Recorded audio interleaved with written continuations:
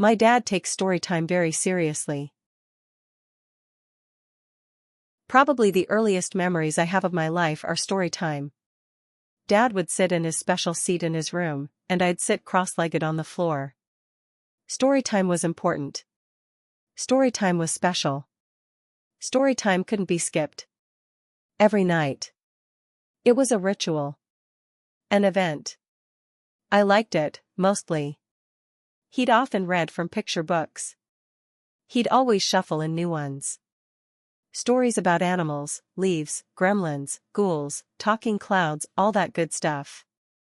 As a young kid, I didn't realize just how weird it was for him to have so many darn kids' books at his disposal. Anyways. There was one important rule that always came with his nightly storytelling: whenever he shared a tale, I wasn't allowed to get distracted. In the earlier years, it felt like he was much more lax about this. If I yawned or dozed off, he was pretty forgiving. But if I interrupted him, saying I was hungry or bored or wanted to play video games, he'd shut me down quickly. He'd stare at me from his chair.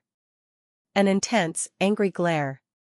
Then, with my full attention, he'd simply say, "What would the uninvited guests think about this?" Naturally, I didn't have a great answer to this question.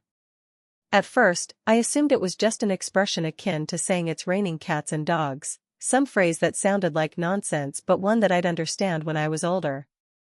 Either way, I ended up becoming a pretty good listener after months of this ritual, and started to really relish these moments with my dad. The stories themselves were boring, sure, but he'd always work hard to spice them up with great pacing and impassioned voice acting. It wasn't until I turned 9 that his storytime rules became much stricter. At this point, if I got itchy and looked down at my arm to scratch it, he'd snap his fingers, then glare. What would the uninvited guests think about this? If I noticed a snowfall happening outside, my eyes briefly darting to the window, it would be another snap of his fingers, another disapproving look.